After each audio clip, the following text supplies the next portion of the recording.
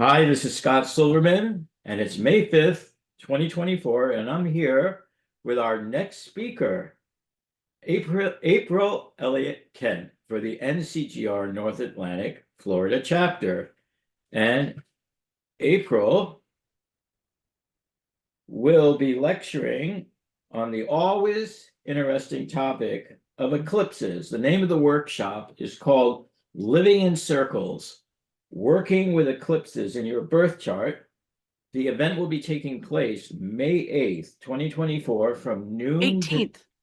May 18th. Thank you. That was my brain. May 18th, 2024 from noon to 6 p.m.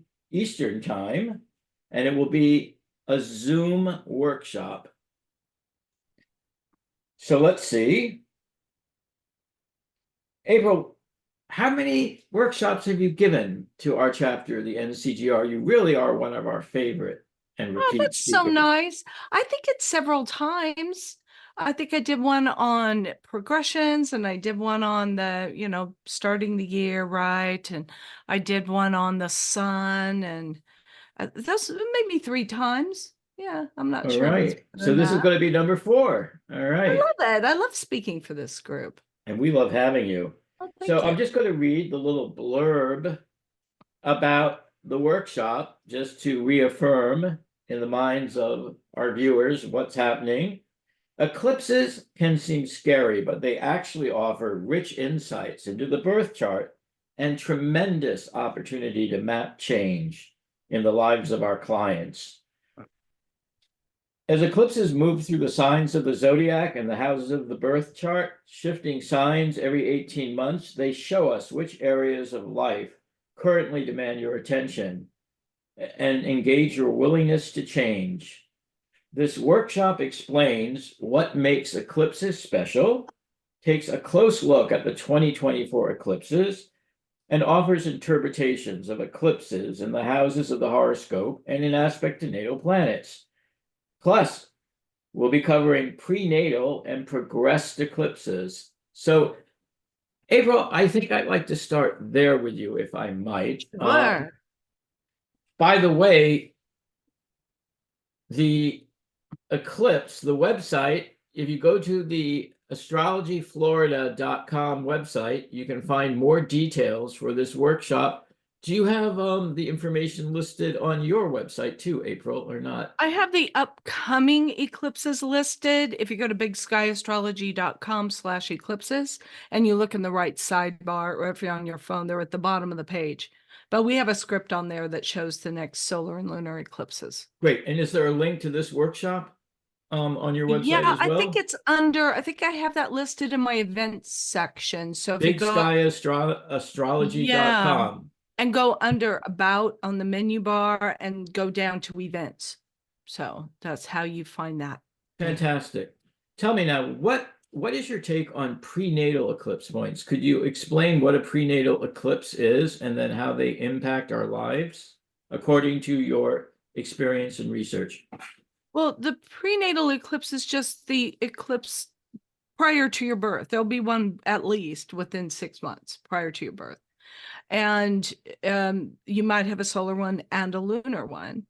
There was an astrologer named Sylvia Smith that used to have a take on the prenatal eclipses, solar versus lunar. And she kind of equated them with the solar eclipse prior to your birth, both prior to your birth, meaning a personality that's more outgoing and solar and all of that. Whereas the prenatal lunar eclipse, if that's closer to your birthday, then it's more lunar. It's more kind of inward facing and that sort of thing. I played with it for a while. It didn't convince me 100%, but I never heard anyone say it. And I think it's an interesting take. So the prenatal eclipse, the whole point of it is it's imprinting you when you're in the womb. And there's something about that degree of that eclipse that is incredibly sensitive in your chart. And if over and over again, you're getting important things happen when you're having a transit to a particular point or a secondary progression or something, look to your prenatal eclipse because that might be the culprit, even if you have nothing else near that degree. So it is really powerful, I think, and really sensitive. In my eclipse report, I equate it to the They say baby chickens are born with the image of the hawk imprinted on their Yes. consciousness so they can avoid them. And I feel like it's a little bit like that. It's something we're instinctively wary of or apprehensive or a little fearful. So I do find them very interesting to look at. As far What? as Okay, I'm man, sorry. please. I was going to say that as far as the progressed eclipses go, that is it. Not everybody has one, but if there was an eclipse within, say, 90 days of your birth, because secondary progressions go 1 day equals 1 year, then those are important years. And for some people, they're spectacularly impressive. Not for everybody, though. Sometimes it's a more inward journey, as we see with progressions. That's sometimes the case. But I definitely look at those and see if somebody has a progressed eclipse and talk to them about what might happen during that time. So what would the difference be between a progressed solar eclipse and just a progressed new moon that happens every 30 years or so? Well, I mean, what's the difference in real time? What's the difference between a regular new moon that we have every month and one that's an eclipse that we get twice a year? So it is a lot more powerful. But I'll tell you, the vibe of the new moon and an eclipse surprises people over and over again, because we think of it when we imagine new moons, we think, oh, here's a bright new beginning. And it doesn't feel like that at all. It feels dark and it feels like you don't know what you're doing and you feel lost. And new And moons are dark. they Yes. are literally dark. And so when you have a progressed new moon, it's very much that way. And if it happens to be an eclipse, I think it's got an extra edge to it. It's souped up a little bit. Right. I just had a progressed new moon that I waited like 29 years for. And Yeah. it was really interesting because I constantly keep forgetting what it was going to be and have to like go make the chart again. Right. You And think it's going to be this party. And what happens is the whole time you're in the balsamic phase, you're tired, all this, you're like, I can't wait for the new moon. It's this big thing coming. And I was just talking to a friend who just had the progressed new moon. She had 2 deaths in her family. She lost her beloved pet. And she said, it's just not meeting up to my expectations of what a new moon would be. And I said, well, no, we forget. We think it feels brand new and bright and sunny, and it usually doesn't. We're still emptying out so that we can start this whole new phase, but we don't know what it's going to look like. It's if you have a progressed sun that moves into a new sign, you don't know what that's going to be for a while, it's for true. probably a year. Yeah. Yeah. Let me ask you, what about if you don't have a really dramatic prenatal new eclipse, but you have an eclipse that happens on your birthday or within a couple of days of your birthday? Do Yeah. you count those as powerful as, say, the prenatal eclipses? It's a different experience. I think an eclipse on your birthday is huge. And if you use the metonic cycle of eclipses, which I imagine we'll talk about later, you can see if you go back 19 years, there will be another solar eclipse on your birthday. So it's not singular. It's not like the only one you're going to have, probably, but it's important. It's big, of course, because the eclipse is, even if it's not a solar eclipse, it's a solar event. It's a juxtaposition of the sun and the moon and the earth that produces these eclipses. So an eclipse with the sun, people will write to me and say, oh, I have this eclipse on my birthday. And what does it mean? I said, it means you're having an eclipse to the sun in your chart. I mean, really, that's all it means, but that's enough. That's pretty big. And eclipses to the sun seem to be this moment where you're asked to stand up and be the monarch of your own realm. And so they're important very much from that point of view. Maria Matus is doing such interesting work on the syntax of astrology, and she is teaching classes on it. But she always says when you're dealing with solar symbolism, it's always about making decisions, right? So you can look in the solar return chart and you can see the type of decisions you may have to make in the upcoming year. I wonder if eclipse charts also betray spotlight, sometimes a crisis happens and the crisis causes us to make a decision. So That would be an interesting thing to explore. Yes. And Yeah. the crisis with regard to the sun, say if you're having one on your birthday, is about whether you are going to be the person who is in charge of your life, or if it's easier to sit back and let somebody else call the shots. And kind of as simple as that. Wow. Good. I love looking at it like that. Um, Let me ask you, do you relocate the birth chart to your current location to see which house will be activated by an eclipse, or do you always use the original birth I chart? always use the birth chart. And it's funny, I look at my relocated chart because I moved a good distance from where I was born, Me west, too. and like many of us in California, especially. And I see the validity of it, absolutely. But I never use it for transits or progressions or eclipses. You could, I'm sure you absolutely could, and get perfectly good results from it. It's just not something I've ever felt the need to do. Do you ever put in the relocated ascendant or midheaven of your current locale when you're looking at the eclipse in your natal scheme? No, I never have.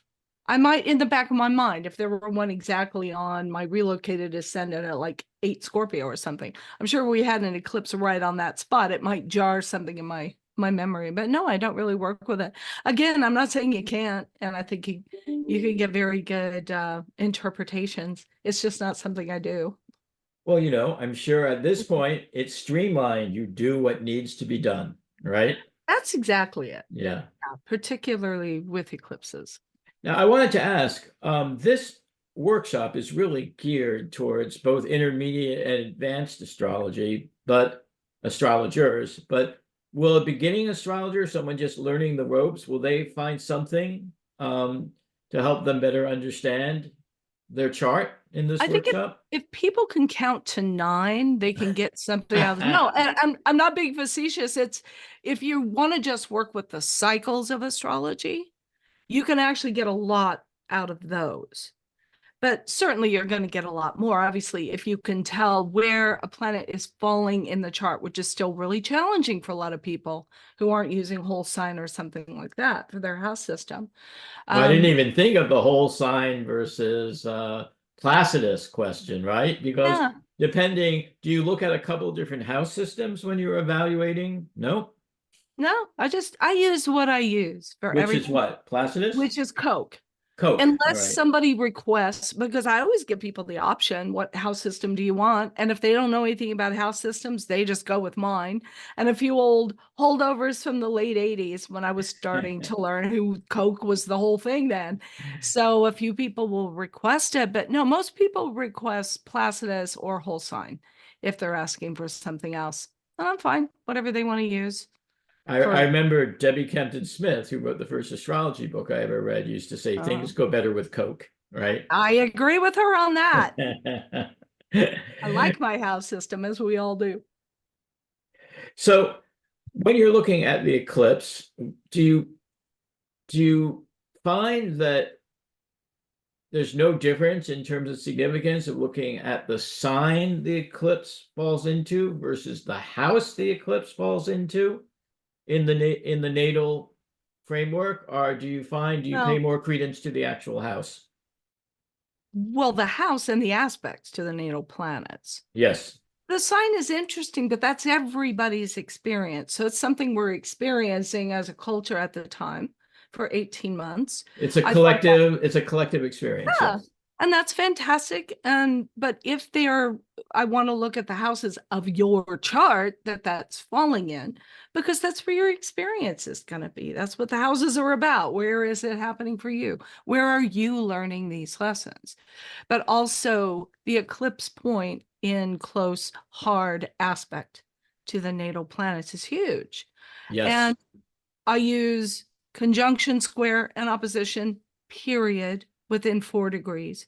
I'm reconsidering 4 degrees. I've always used it, but I heard Bill Meridian speak on eclipse The Charles Jane material. hats. Right. Yeah. Yeah. And he said that I think it was Jane who said that he used 5 degrees. I went, ooh, maybe I'll stretch it out because I really felt this last eclipse. It was 6 5 degrees from my Saturn, and I could really feel that Saturn. So maybe there's something to that. But the reason I like to do that is because I do think that eclipses are events of change and crisis. Crisis isn't always bad, by the way. Crisis is something has to change. And generally speaking, the trine and sextile are not necessarily going to bring that energy to the table, right? Yes. But a Yep. square, a conjunction, or opposition will. And because we're already using so much in a chart, and I'm Virgo planets, I like it very streamlined. And I think if I just look at those aspects to a natal planet, then I'm really getting the juice of the eclipse energy along with the house and the house axis, because it's really hitting 2 houses at a time because they switch back and forth every 6 months. Exactly. Right. Yeah. I think I told you I had a teacher, Martha Lang Westcott, who used to call eclipses AFGOs, another effing growth opportunity. And of course, Yeah. I work with the 90-degree dial, so there are even more ways an eclipse can hit your chart when you start working with harmonic dials.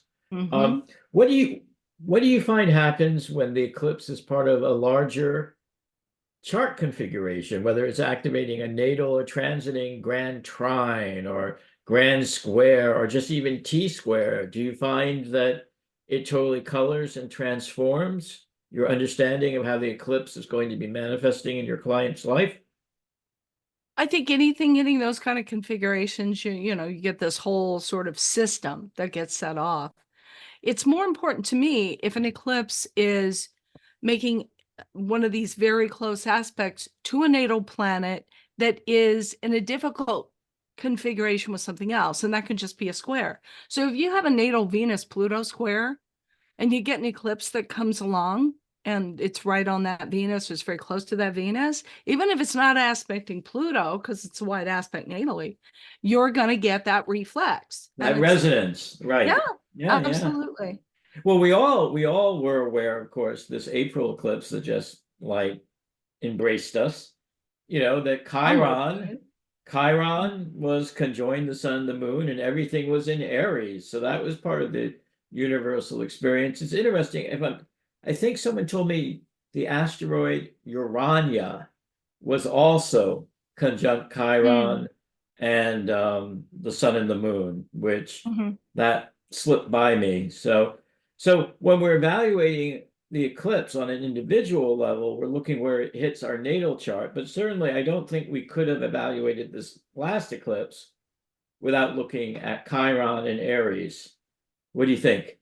I think we could have, but I'm not a Yeah. big Chiron person. I did Yep. look at it in this chart because it's a precise conjunction to the minute.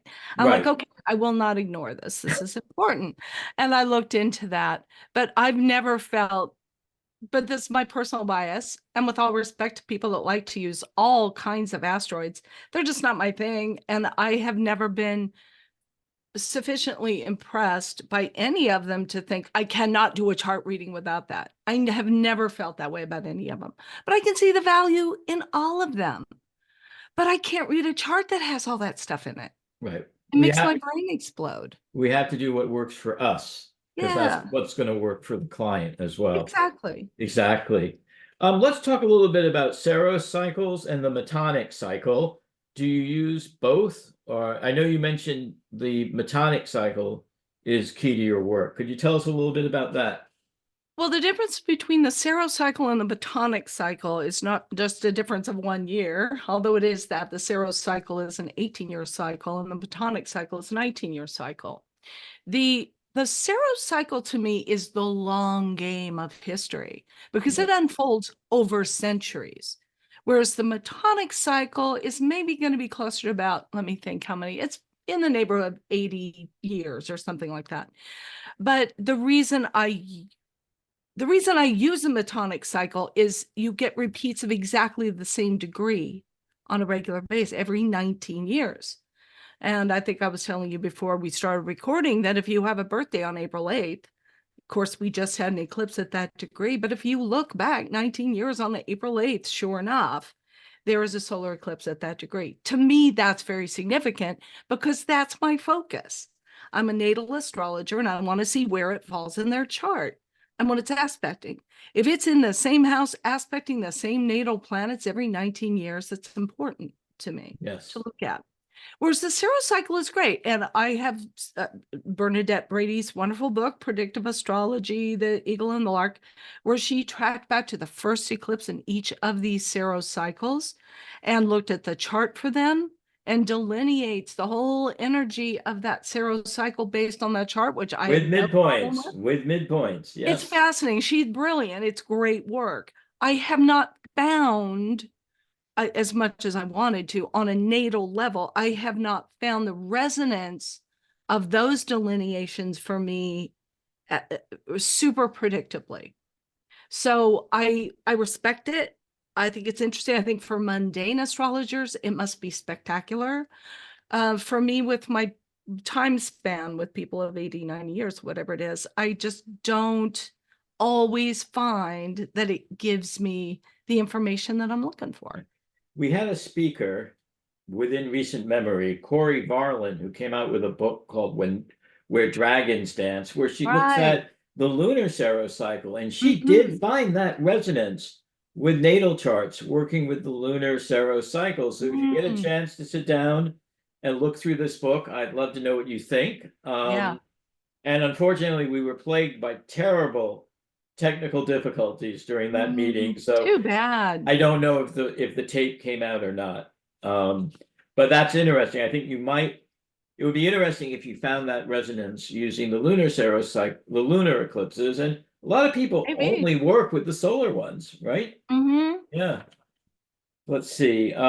So yeah, tell me a little bit more about have you found in your own practice or the lives of your clients that you've actually seen event repetition 18 or 19, that 19 years Well, apart of the Metonic cycle?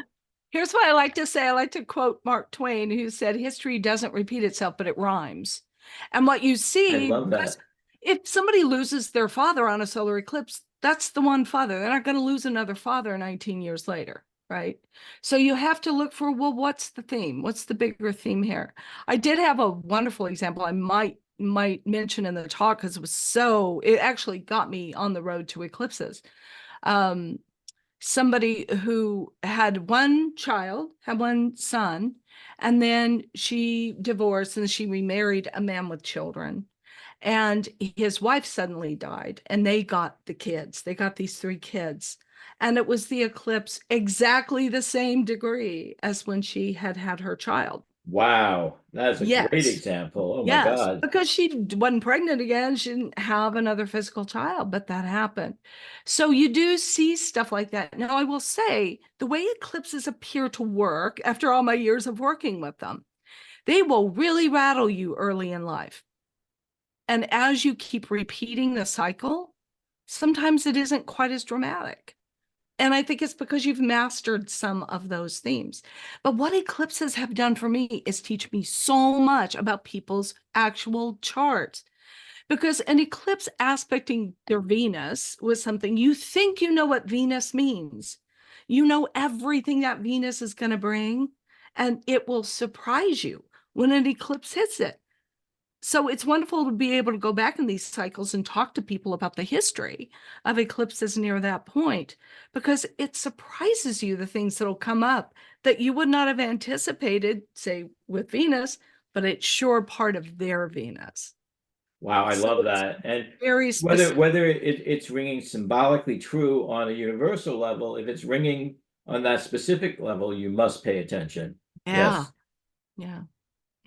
Let's see.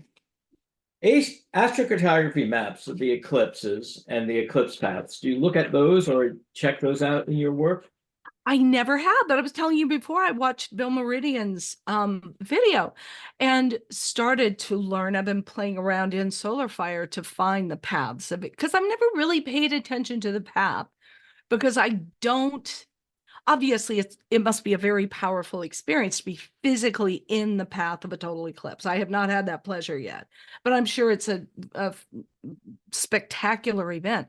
But I think you can have a spectacular response to an eclipse and be nowhere near it. So I never looked at the paths, but his work was really, really interesting. about that. And I think he has a book on eclipse paths, He doesn't he? does, and it's really basically explaining the work and technique pioneered by Charles Jane. Yeah, And so everyone should have a copy of that book. Yes. absolutely. Um, I'm going to blank the name of it right now. The something eclipse paths, I'll find Just, it. yeah, or just Google, Bill Bill Meridian Meridian eclipse eclipse paths. paths. Yeah. Yeah, And he does sell the absolutely. book on his website. Mhm. Who else's work on eclipses do you like or have you found invaluable? Invaluable. I mean, no, Okay, and I don't say that from a point of thinking I know everything about anything, because I totally don't. I like, as much as I can, when I get interested in something in astrology, to blank out a lot of what's already been said or written about it, because I want to see what I think. I want to see what my response to it is. Astrologers whose work just means a lot to me anyway would be people like Stephen Forrest, and actually love Bernadette Brady, and I think her stuff with eclipses is fascinating. I will say the wonderful Diedrich Pessin. yes. Yeah, The moon Lunar phase Shadows. families, the moon phase Uh-huh. families. And And she's done similar work with the eclipses and just really nailed it down. Has beautiful tables in this book, Lunar Shadows 3. So I'm proselytizing about it because Diedrich is it's an a brilliant amazing book. astrologer, doesn't get enough credit. And Yes. Why? unfortunately, I've Yeah. been asking, the Australian people that developed solar fire really should have called it the Pessin lunar phase family because it was programmed from her book. Pat Mm-hmm. White took the book to Australia that they had never seen or heard of. It was the first it was the first edition of that book called it wasn't Must called be Lunar Lunar Shadows. It was Shadows called 1. Eclipses, The Lost Key to Timing, I think is what it was called. It's And said, can you program this? And I'm hoping that more people will find out well, over time that it is really Diedrich's work. it's fantastic because I had never heard of it. And I was talking to a colleague in New Zealand. I was speaking for that group, someone who's been around forever, studying lunar phases are her passion. And she said, yeah, I would always see that in solar fire if you're looking for lunar phases. And I never knew what it was about. And it was a friend of mine who was listening to my podcast, and somebody had asked a question about, this 2.25 year cycle or whatever. And she wrote to us to say, hey, her name's Celeste Brooks. And she brought this to us, and I've been passionate about it ever since. It's a great, great technique. I had never heard of it. I had never heard of Diedrich Pessin, but I'm out there now lecturing on this topic, and Celeste is out there lecturing on it. I'm glad people are out there now and sharing the work. And I mean, both of us give all credit to Diedrich Pessin. Certainly not something I could have come up with. And I think Diedrich's Fantastic. website is it Lunar Shadows 3? I honestly don't know. Lunar I Shadows. went there one day, but I can't remember right now what the URL was. Diedrich came to speak to our group, Oh, and really? she rarely travels. She doesn't like to fly. And she came Yeah. and she was so amazed. This is going back 20 years ago when we had about 50 to 60 people, usually at least in a room together, not online. And she Yeah. couldn't believe she sold out both boxes of books that she brought. All the Oh, South Florida astrologers wanted her book. So fantastic. I know Diedrich is still practicing. She's working on a new book on Good. looking at a lifetime of solar returns and Wonderful. how you I can love use the that. larger pattern. Let's see. I was talking with someone, we were discussing the tendency when people are consulting astrologers, and it's their main source of income, their main work, and this would describe you. You've been doing professional astrological counseling since 1990. If you don't take periodic breaks, you can get really burnt out because you're really taking on a lot of emotional baggage and you can just end up being drained. I wonder, how often do you take sabbaticals? Do you take breaks from doing charts or writing books? And does it tend to do you find a genuine recharging effect? Like if you don't take occasional sabbaticals, you find your astrology suffers. Would you address that for me for a second? Well, I'll let you know I'm taking my first sabbatical ever. in mid-July through mid-August. The thing that has burned me out, well, the client work doesn't burn me out. What burns me out is the work I do to get the clients.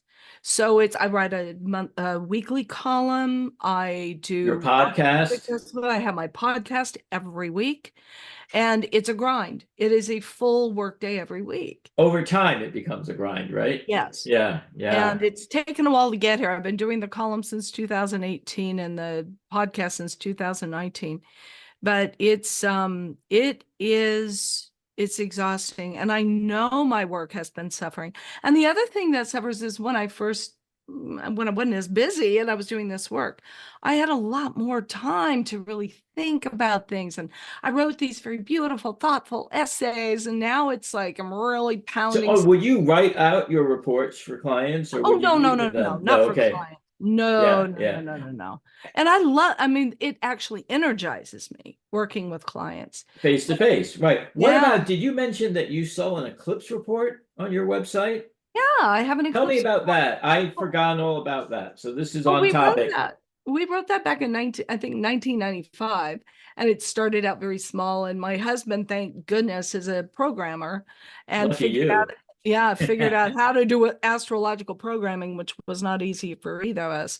But it is, it's a 40+ page report, and it's a computerized report. I've written the descriptions of, when eclipse to Venus or in a house or whatever, but it's based on the natal chart. So if you're not a person who's really comfortable finding eclipses to your planets, or there are a lot of people like that, but I also go into the cycles of when you would have last had eclipses near this point. And there's a little workbook kind of section in it and things. And I'm proud of it. I think it's a good report. It's probably due for an update, but I'm sort of like people with any After kind the of sabbatical, after the sabbatical, yes. maybe after the sabbatical, when I just get away from astrology entirely for a month. I desperately need it. Where are you going to go? Anywhere? Not going anywhere Nice? as far No. as I know. I want to practice being retired. And we might do something. I don't know. We haven't talked about it yet. Well, just for those that are interested, they would find the eclipse report on your website, bigskyAstrology.com. And what do you charge for that? It's $35. All right. Okay, And good. And usually once or twice a year, I'll do a webinar I used to do free webinars, try to sell the eclipse report, but they didn't sell as well the last couple of times. So I charged this time and they actually did better. But often I'll do discounts or something like that. So people get on my mailing list, and that's right on the front page of the website. They can find out when I'm doing discounts and stuff on that. Fantastic. I know I wanted to mention you're looking for folks to share their chart data and maybe their experiences for the A couple workshop. of key events. I think a couple of key events in their life with the date, approximate date, would be really helpful, because dramatic events are often the ones where we see this eclipse stuff really clearly. And I think they'd be good examples. So you'd like folks to send this information to Mimi or to you or to Christine? Who should they get in touch with to be considered to be an example chart? They can send it to me, April at bigskyAstrology.com. But I gave, oh gosh, might have been Christine. I sent this information and I gave a cutoff date and I don't remember what it was, but I do need it at least a couple, 3 days in advance of the talk. So I have time to Of put it course. into oh no, people will do it 5 minutes before. So Right. You hear the ding. Someone's sending you a text yeah, message. By the way, I meant to send you this a I week ago. can't. Right? So I'd love it. I'd love to include everybody that wants to participate on that level, but get it to me a few days in advance. Say by the 5th. Okay, so at least 4 or 5 days in advance would be preferable, I think. Yes. Well, preferable. But I'm still putting stuff together a few days in advance, so it's might not be too late. Okay. Do folks need to bring anything, or can they prepare in any way besides getting you this information for the workshop? Or Well, I think if they have some knowledge of astrology, it can be interesting for them to go back and look at big events in their lives and what eclipses were closest to that event. It could have been before, it could have been after, and make note of that. And I think that as I'm discussing things in the workshop and as we're going through it all together, people will, I think, be really gratified the more information they have about eclipses in their own life. And certainly if you have an ephemeris from the century you were born, Oh, you can absolutely bring then you that just along. go in, you can just easily find the prenatal eclipses, and I wonder if make people a even note. I wonder if people even realize that on astro.com, they have an ephemeris. They have a 2,000-year ephemeris or something. It's crazy. And you can, if you don't want to have these huge books that are 15 pounds, you can just go on there and find that. Well, I did know they had the ephemeris, but I haven't remembered that they have it anytime recently. So some eclipses require both a syzygy, a lunar syzygy, lunar solar syzygy, which would be a new moon or a full moon, and the near presence of the lunar nodes in order to qualify as full or total eclipses. To what extent, if at all, do you factor in the natal positions of the lunar nodes Well, I don't. in the native's chart when assessing the Yeah. impact of a given total eclipse upon their horoscope? I We don't. kind of don't at all. I mean, it's an interesting idea. I think unless the eclipse is aspecting their natal nodes, I probably won't tend to look at it. And it's not just to qualify. I mean, it's for an eclipse to happen. The Right. new or full moon has to happen within a certain number of degrees of one of the lunar Exactly. nodes. Yeah. I misspoke. Oh, that's okay. I figured you knew, but I I thought I'd clarify just in I'm case. glad you did. Yes. Yeah. Would you also give any weight to the planetary ruler of the nodes, even if it's not, even if it's within a few degrees of the eclipse, but not in the same sign? Probably not. Okay, good. No, I mean, if you're a planetary ruler person, that's probably where your mind might go really quickly. And I don't think it's unimportant. Again, it's just not really in my bag of tricks that I use a lot with this, but I love Well, it if what people we're coming work to with this that. workshop for is your bag of tricks. So Yeah, it's a pretty no, simple bag of tricks. no apologies. No apologies on that. We want your template. Now, our ancient astrological forebears used to really think of eclipses as omens, right? Both mundane and Mhm. individual. And I wonder if you ever take that sort of conceptual approach to eclipses. I know I had a friend that she was having an eclipse falling on her birthday, and we were all very concerned about what was going to happen to her. And usually, in ancient astrology, the sun is the husband, the father, or the ruler, of the country. And it was amazing. Within about a year and a half, her husband took ill and died. So, on a symbolic level, looking at the eclipse, the sun was extinguished in her life, the archetypal sun. Mhm. Have you experienced any sort of interesting symbolic correlations like that in your readings? I mean, you see the big events. I hadn't thought of it in those terms as being um what was the word that you used? Omen. Yeah, being an omen or anything. I Ominous. mean, Uh-oh. I Uh-oh. think if AFGO. AFGO. well, I mean, the ancients were really into that. That's why they would only read for the king, because only Right. the king's life was important enough to, bear scrutiny with it. Boy, I'll tell you, the royal family has some interesting eclipse stuff.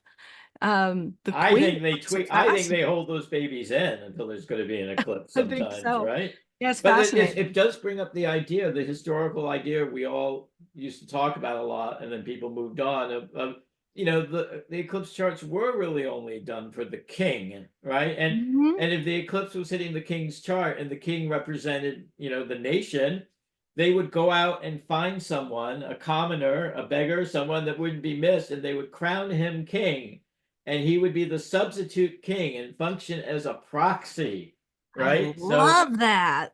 he was I expendable. never It's heard like of that. Oh, it's like when they Wow. marry someone to a tree in India in order Yeah, to yeah. do a chart remediation. So yeah, Fascinating.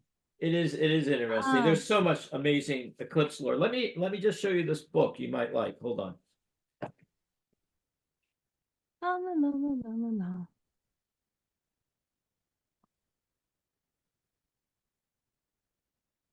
It's academic. There's a bunch of math in it, but if you get a chance, if you stumble across a Why do secondhand I feel like copy, I've seen that?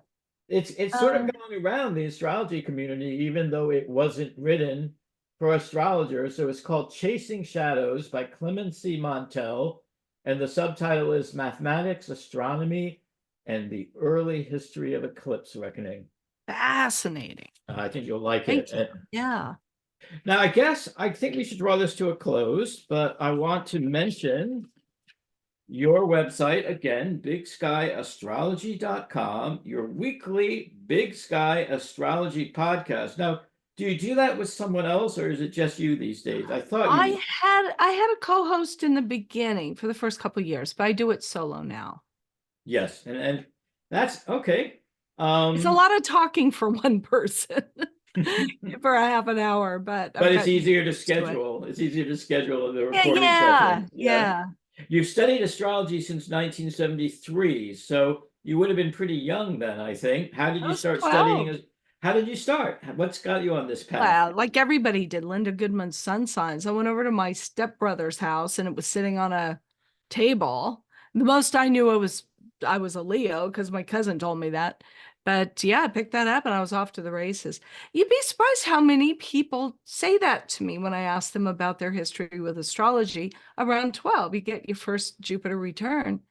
And it's a time of finding something fascinating like that to learn. So it's stuck through many Jupiter returns since.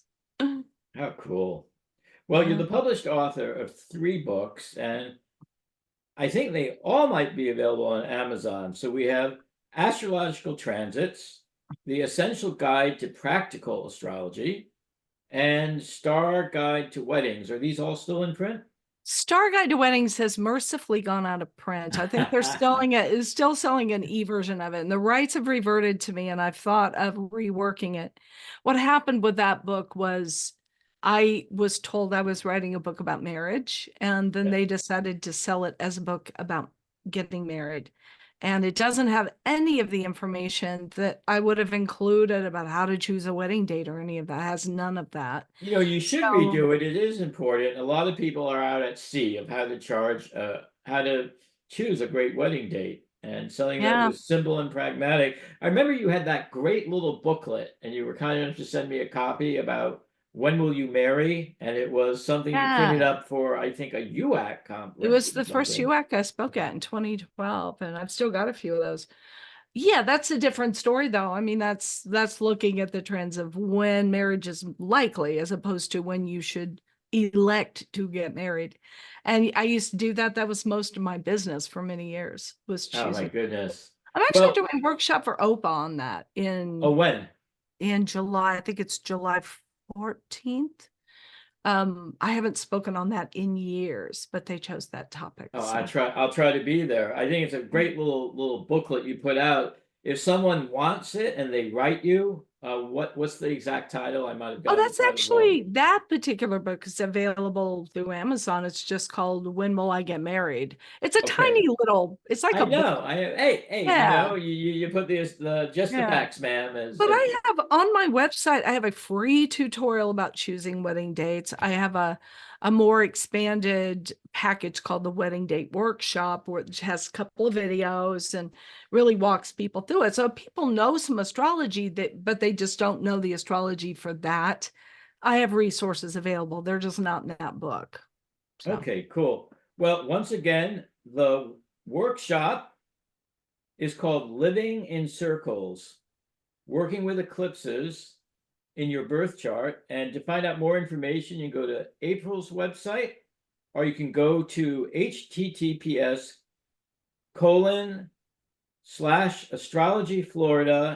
https:/astrologyflorida.com, and you can even put a slash and say event if you want. But just go to the astrologyflorida.com website and you will easily find your way to this workshop. I want to thank you, April, for taking Thank the time you. to talk to me. I will be there. Don't Yay. worry. Yay. And just until the next time, I'm sure we're going to drag you back into the spotlight. Yes, again, yet I'm again. going to get there in person one of these days. It's just not going to be this year. Yep. Well, maybe then I'll come back in person when you get there in person, because Okay. I had to move north away from the Right. sunshine. Oh my goodness. Well, it's a date. I'll meet you there. Is there anything else you'd like to add Not a before we thing. say Thank you very goodbye? much. I always love chatting with you.